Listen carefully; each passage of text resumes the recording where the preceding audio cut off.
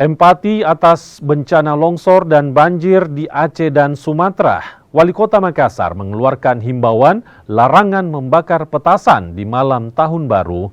Warga juga diminta merayakan Tahun Baru dengan lebih bijak dan mengurangi keramaian. Larangan membakar petasan dan kembang api di malam pergantian tahun dikeluarkan Wali Kota Makassar Munafri Arifuddin.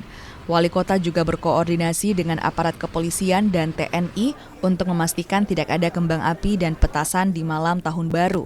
Tak hanya alasan keamanan, larangan petasan dan kembang api juga sebagai wujud empati pemerintah Kota Makassar atas bencana longsor dan banjir yang terjadi di Aceh dan Sumatera. Kami menghimbau bersama-sama dengan pihak dari kepolisian, dalam hal ini Kapolrestabes, dan akan berkoordinasi dengan Bapak Dandim Kota Makassar bahwa pemerintah Kota Makassar ini akan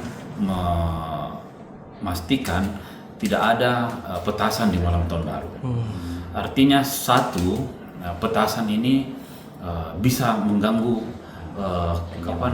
lingkungan, ketertiban lingkungan, dan yang kedua wujud empati kita kepada korban yang ada di Sumatera. Rencananya, pemerintah Kota Makassar akan menggelar zikir di malam pergantian tahun sebagai bentuk refleksi diri serta berdoa bersama untuk kedamaian Kota Makassar dan mendoakan saudara kita di Sumatera dan Aceh yang terdampak bencana.